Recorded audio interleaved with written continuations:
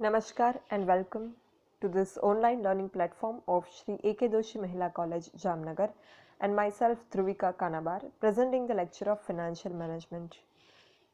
As you all know, we were discussing about sources of term loan, out of which first part consists of special financial organizations or development banks, out of which we have already discussed about IFC, that is Industrial Finance Corporation, SFC, that was State Financial Corporation, ICICI, Industrial Credit and Investment Corporation of India, IDBI, Industrial Development Bank of India,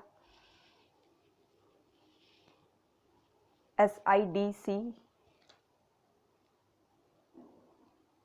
State Industrial Development Corporation, UTI, Unit Trust of India, IIBI, Industrial Investment Bank of India, SIDBI, Small Industries Development Bank of India, Exim Bank, Export Import Bank, and we are yet to be discussed the last one, that is IDFC, which we are going to discuss in this session, the second session of Financial Management's lecture. આપણે નાણાકીય સંચાલનમાં લાંબા ગાળાના લોનના સ્ત્રોતની જે વાત કરી રહ્યા હતા એમાં વિશિષ્ટ નાણાં સ્ત્રોત અને વિકાસ બેંકોની આપણે ચર્ચા કરી. એમાંથી જે છે એ આપણે એક લાસ્ટ વન એક જે સંસ્થા છે IDFC, infrastructure development finance company limited, આંતરમાળખા વિકાસ નાણાં કંપની લિમિટેડ, એના વિશે ચર્ચા કરવાની બાકી છે, જે આપણે આ સેશનમાં કરીશું. આપણે જે છે એ બધી જ જે કોઈ સંસ્થાઓની વાત કરી એના સ્થાપના વિશે, એની મૂડી વિશે, એના નાણાકીય સાધનો વિશે, એના સંચાલન વિશે, એમાં કયા કયા ડિરેક્ટર હોય છે અને એ ડિરેક્ટરોને કોણ ચૂંટી કાઢે છે એના વિશે વાત કરી. જે તે સંસ્થાના ઉદ્દેશ્ય શું હતો સ્થાપનાનો એની વાત કરી, સંસ્થાના કાર્ય શું છે એની વાત કરી, સંસ્થાની કામગીરી વિશે અને એનું મૂલ્યાંકન આપણે કર્યું. જે IDFC છે, infrastructure development finance corporation limited, એ આંતરમાળખા વ્યાપારીકરણ નિષ્ણાત જૂથના પ્રોજેક્ટ માટે નીમવામાં આવેલી ડૉક્ટર રાકેશ મોહન કમિટીની ભલામણ અંતર્ગત આ સંસ્થા જે છે એ નિમાયેલી છે. જો હેતુની વાત કરીએ, ઉદ્દેશની, કે આ સંસ્થાનો ઉદ્દેશ શું હતો, તો આંતરમાળખાના વિકાસ સાથે સંબંધિત એકમોને નાણાં પૂરા પાડવાનો હતો. આંતરમાળખાના વિકાસ સાથે સંબંધિત એકમ એટલે કયા, એ જાણવા માટે આપણે પહેલાં એ ખબર હોવી જોઈએ કે આંતરમાળખું એટલે શું. What is infrastructure? તમારે 12th સ્ટાન્ડર્ડમાં ઇકોનોમિક્સમાં આવેલું છે what was infrastructure. Infrastructure, what is infrastructure? આંતરમાળખું એટલે શું? આંતરમાળખું જે છે એના બે પ્રકારો હોય, આર્થિક આંતરમાળખું અને સામાજિક આંતરમાળખું, સોશિયલ ઇન્ફ્રાસ્ટ્રક્ચર અને ઇકોનોમિક ઇન્ફ્રાસ્ટ્રક્ચર. જેમાં ઓવરઓલ આપણે જો વાત કરીએ તો શિક્ષણની સેવાઓ, એજ્યુકેશન સર્વિસીસ, સ્વાસ્થ્યની સેવાઓ, હેલ્થ સર્વિસીસ, વાહન વ્યવહારની સેવાઓ, ટ્રાન્સપોર્ટેશન ફેસિલિટી, સંદેશા વ્યવહારની સેવાઓ, કોમ્યુનિકેશન ફેસિલિટીઝ, એ પ્રકારની સેવાઓ કે જે જાહેર જીવનમાં લોકોને ઉપયોગી હોય એવી સેવાઓનો અહીંયા સમાવેશ થાય. વીજળી, પાણી, એ બધાનો અહીંયા સમાવેશ થાય, રોડ, રસ્તા. તો આ બધું જે છે એ ઓવરઓલ બને છે ઇન્ફ્રાસ્ટ્રક્ચર, દેશનું આંતરમાળખું. તો એના વિકાસ સાથે જે સંસ્થાઓ સંબંધિત હોય એને ફિનાન્સિંગ કરવાનું, એને નાણાં પૂરા પાડવાનું કામ જે છે એ IDFC કરે છે. તો અહીંયા આપણે એ પહેલાં તો થાય કે આવું આંતરમાળખા સાથે સુસંગત કે એની સાથે સંકળાયેલી જે સંસ્થાઓ એને ફિનાન્સ કરવાનું કામ કરે છે સ્પેશિયલી એના માટે. તો વાય ધેટ? એ શા માટે? બિકોઝ આંતરમાળખાની સુવિધાઓ જે છે એનો વિકાસ અત્યંત જરૂરી છે, કારણ કે એ બધી પાયાની બેઝિક ફેસિલિટીઝ છે. એક જાહેર જીવનમાં લોકોને ઉપયોગી હોય એવી આ બેઝિક ફેસિલિટી છે.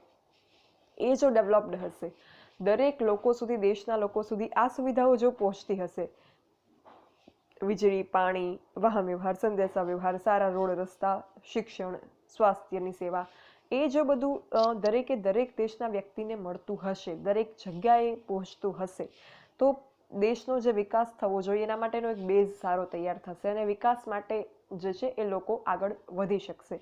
એટલા માટે જે છે એ રૂટમાંથી વિકાસ થવો જોઈએ. એ રૂટને સ્ટ્રોંગ કરવા માટે, મૂળને જે છે એ મૂળિયાને મજબૂત કરવા માટે આ આંતરમાળખાકીય સુવિધાઓ બહુ જ અગત્યનો ભાગ ભજવે છે. અને એટલા માટે આવી જે સંસ્થાઓ છે કે જે આંતરમાળખાના વિકાસ સાથે, development of infrastructure of the country, એની સાથે જે કનેક્ટેડ છે એવી સંસ્થાઓને પ્રોત્સાહન આપવું જરૂરી છે, એવી સંસ્થાઓની ફિનાન્સ નીડ્સ જે છે એને ફૂલફિલ કરવી જરૂરી છે. એન્ડ બિકોઝ ઓફ ધેટ એ મોટિવથી આઈડીએફસીનું એસ્ટાબ્લિશમેન્ટ થયું. આઈડીએફસીની સ્થાપના 30 જાન્યુઆરી 1997માં થઈ. એનું મુખ્ય મથક જે છે એ ચેન્નાઈ એટલે કે મદ્રાસમાં છે. આઈડીએફસી જે છે એ ભારત સાથે સંકળાઈને વિકાસ પામી છે અને RBI, IDBI, UTI, IFCI, ICICI, HDFC, SBI અને વિદેશી સંસ્થાકીય રોકાણો સાથે સંબંધિત બને છે. અત્યારની હાલની એની ભરપાઈ મૂડી જે છે ₹1,000 કરોડની છે.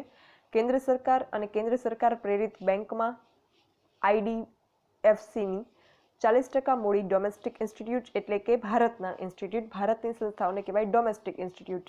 ડોમેસ્ટિક મતલબ અહીંયાનું અને ફોરેન મતલબ એનો ઓપોઝિટ બહારનું.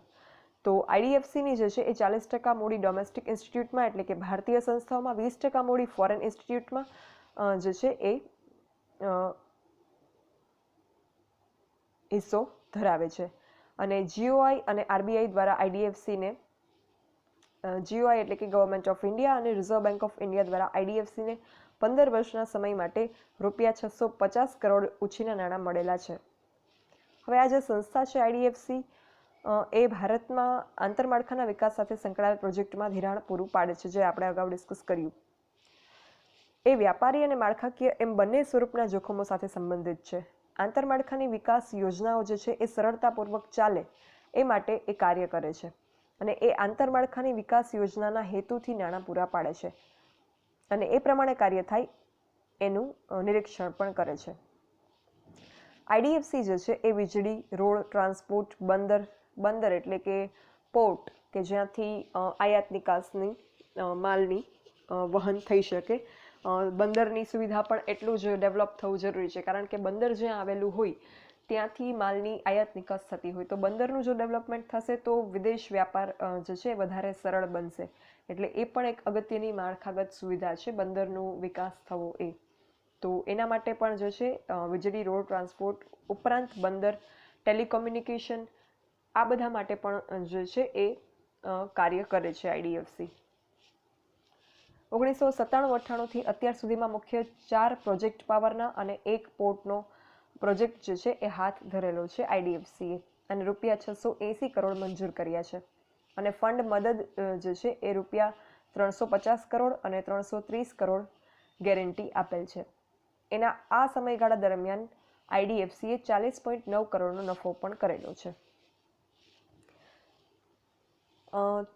એક જે છે એક ચાર્ટ આપેલો છે તમારી બુકમાં, તમે જોશો તો એમાં તમને જણાશે કે આપણે જે કોઈ ઇન્સ્ટિટ્યુશન્સનું ડિસ્કસ કર્યું એ સંસ્થાઓના લોન વિશે, એના અંડરરાઇટિંગ વિશે, એના સબસ્ક્રિપ્શન વિશે એટલે કે ભરાયેલી મૂડી, એ બધા વિશે જે છે એ તમને ચાર્ટ આપેલો છે.